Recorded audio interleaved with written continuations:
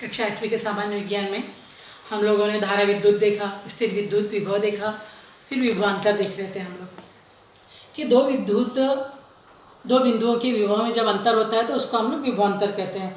इसके अलावा हम लोग जरा करके देखते हैं विद्युत धारा प्रवाहित होती है क्या सच में। इसके लिए हम लोग क्या करते हैं, एक बल्ब ले लिए।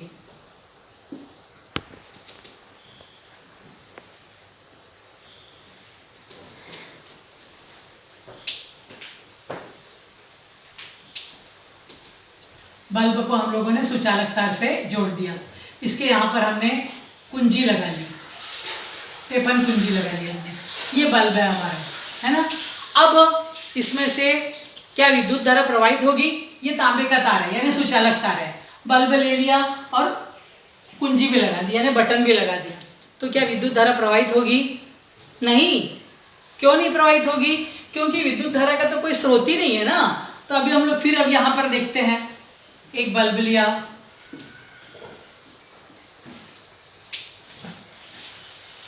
टेपन कुंजी जोड़ दी हमने यहाँ पर। अब यहाँ पर हम लोग क्या करते हैं, एक सेल लगा देते हैं इस प्रकार। एक हम लोग सेल लगा देते हैं। देखो यहाँ पर घर में भी आप लोग करते होंगे। देखो यहाँ पर ये सेल लगा दिया। यदि समझो मैं ये ना लगा के सेल के द्वारा आपको दर्शाऊं, सेल लगा दिए। अब हम लोग यहाँ पर जो है टेपन कुंजी जैसे ही दबाएंगे तो क्या होगा, बल्ब हमारा चालू हो जाएगा, है ना, बल्ब शुरू हो जाएगा। अभी सांकेतिक भाषा में सेल को देखो किस प्रकार दिखाते हैं, एक छोटी डंडी और एक बड़ी डंडी, बड़ी लकीर। छोटी डंडी जो है सेल का ऋण ध्रुव दिखाता है और बड़ी वाली जो लकीर है वो धन ध्रुव दिखाती है। यानी यहाँ पर बल्ब चालू नहीं हुआ, नीचे वाले में चालू हुआ। इसके पीछे क्या कारण है कि जैसे हम लोग जोड़ते हैं तो क्या हो जाता है, इसमें हम लोगों ने ये सेल लगाया। देखो ये सेल, इस प्रकार का सेल यहाँ पे, तो ये 1.5 वोल्ट का विद्युत सेल होता है। ये जो हमारे पास सेल दिख रहे हैं ये सब क्या है, 1.5 वोल्ट के होते हैं। तो जैसे हम लोग इसमें विद्युत धारा प्रवाहित करते हैं तो विद्युत सेल के 2 सिरों में पाई जाने वाले विभवांतर के कारण ये विद्युत धारा जो है प्रवाहित होती है। यानी उसमें क्या होता है, इलेक्ट्रॉन्स होते हैं। तो 2 विद्युत सेल के ऋण सिरों में से धन सिरे की ओर, यहाँ पर ये ऋण है और ये धन है, तो ऋण सिरे से धन सिरे की ओर क्या होती है, विद्युत धारा जो है प्रवाहित होती है। इस प्रकार समझ रहे हैं। तो अंदर में जो है ऋण, लेकिन दिखाने के लिए हम लोग कैसे दिखाते हैं, उसको धन से ऋण की ओर दिखाते हैं। लेकिन विद्युत धारा कैसे प्रवाहित होती है, अंदर ऋण से धन की ओर प्रवाहित होती है। ये विद्युत सेल में जब सांकेतिक विद्युत धारा में हम लोग दिखा रहे हैं तो तीर के चिन्ह के द्वारा इस प्रकार इसको दिखाया जाता है। विद्युत परिपथ में अब हम लोग अभी ऊपर वाले प्रयोग में हम लोग को ये वाले प्रयोग में हमारा बल्ब क्यों नहीं जला, क्योंकि उसमें विद्युत धारा प्रवाहित नहीं हुई। परिपथ में विद्युत सेल नहीं था, विद्युत सेल ना होने के कारण ये वाला ये यहाँ पर नहीं था, जिसके कारण विभवांतर उत्पन्न ही नहीं हुआ, है ना। जब दो विभव में अंतर होगा विभवांतर उत्पन्न होगा, यानी धन और ऋण होंगे तभी विभवांतर उत्पन्न होगा, और जिसके कारण जो है फिर विद्युत धारा प्रवाहित होती है। तो वहाँ पर ऐसा कुछ था ही नहीं, तो विद्युत धारा प्रवाहित नहीं हुई। तो ये विभवांतर के कारण इस प्रकार हुआ। तो विभवांतर की, मैंने बताया था, विभवांतर की जो है एसआई प्रणाली में यानी एमकेएस प्रणाली में इकाई, एसआई प्रणाली में इकाई क्या है, वोल्ट है, वोल्ट वी द्वारा दर्शाते हैं इसको। तो वोल्ट के बारे में जानकारी आप लोग ज़्यादा करके और थोड़ा सा 9th में हम लोग जरा विस्तार से देखने वाले हैं। किसी भी एक पाइप में पानी का प्रवाह जा रहा है तो विशिष्ट समय में कितने लीटर पानी उसमें भरेगा या बाहर निकाला जाएगा। तो उसी प्रकार जो है विद्युत धारा हम लोग को यदि मापना होगा, जैसे कि अब हमारे इमारत में ही देखो कितने लीटर पानी जो है हमारी टंकी में आता है, ये कैसे निर्धारित करते हैं, उस टंकी के धारिता के कारण माप करते हैं। तो वैसे ही विद्युत धारा हम लोग कैसे माप करते हैं कि हमारे घर में कितनी विद्युत धारा उपयोग आ रही है। हर महीने देखते हो आप लोग लाइट बिल आता है, तो ये विद्युत धारा का मापन कैसे करेंगे। तो विद्युत धारा यह विद्युत आवेशों के कणों के कारण निर्मित होती है। प्रोटॉन और इलेक्ट्रॉन में धन आवेश और ऋण आवेश होता है। तो किसी भी एक तार में 1 सेकंड में प्रवाहित होने वाले विद्युत आवेश को हम लोग क्या कहते हैं? इकाई विद्युत धारा कहते हैं।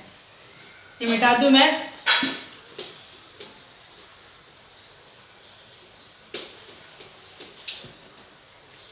तो हम लोग देख रहे हैं विद्युत धारा।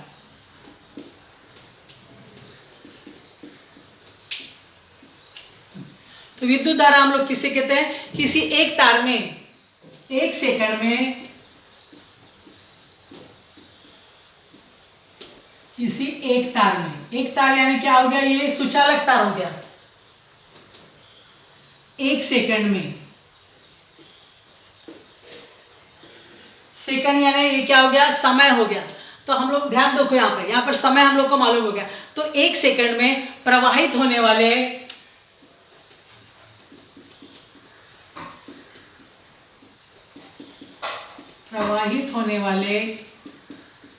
विद्युत आवेश, विद्युत आवेश क्या हो गया? इसको Q के द्वारा दिखाते हैं। तो विद्युत आवेश की इकाई को, विद्युत आवेश को इकाई विद्युत धारा कहते हैं।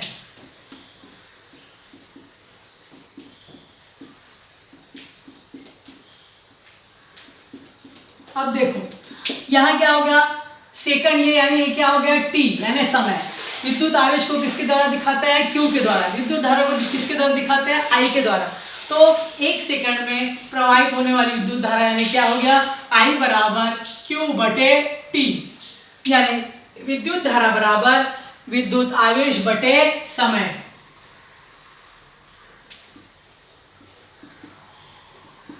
विद्युत धारा बराबर विद्युत आवेश बटे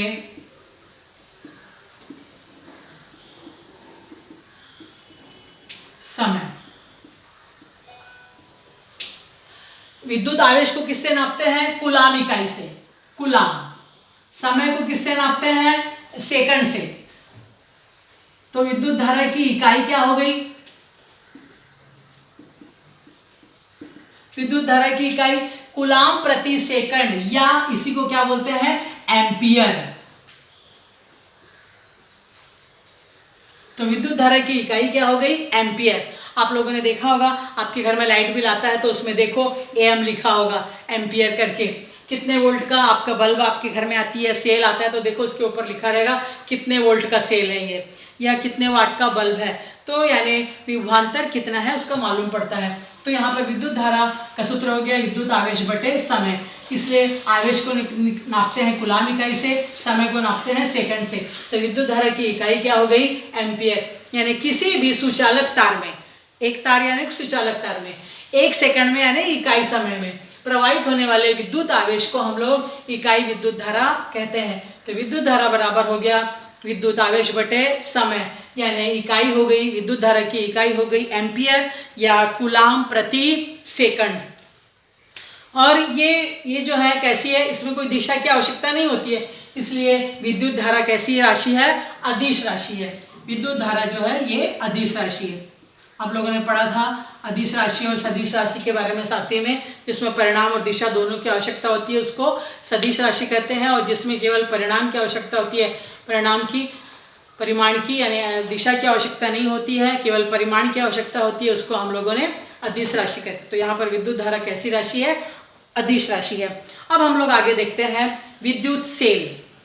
विद्युत सेल किसे कहते हैं? अब आपको मालूम है किसी भी परिपथ में, अभी हम लोगों ने एक परिपथ बनाया था, उसमें विद्युत धारा, विद्युत आवेश जो है लगातार प्रवाहित करने के लिए, या विद्युत धारा लगातार प्रवाहित करने के लिए किसी भी स्रोत की आवश्यकता पड़ती है। समझो हमारे पास रेडियो है, वो रेडियो समझो हमारा सेल से चलता हो, तो सेल यदि बैटरी डाउन हो गई तो चलेगा क्या? वो नहीं। हमारी घड़ी है, घड़ी में भी यदि सेल की आवश्यकता होती है, जब तक उसमें वो सेल की विद्युत धारा है तब तक हमारी घड़ी भी चलती रहती है, उसके बाद वो भी रुक जाती है। उसी प्रकार हम लोग का कैलकुलेटर हो गया,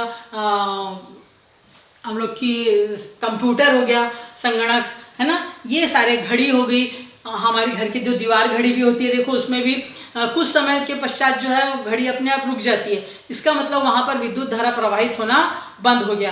तो किसी भी एक परिपथ में जो है विद्युत आवेश का निर्माण करने के लिए किसी एक स्रोत की आवश्यकता होती है, जिसको हम लोग क्या कहते हैं? विद्युत सेल कहते हैं। तो ये हमारी क्या है, विद्युत सेल है।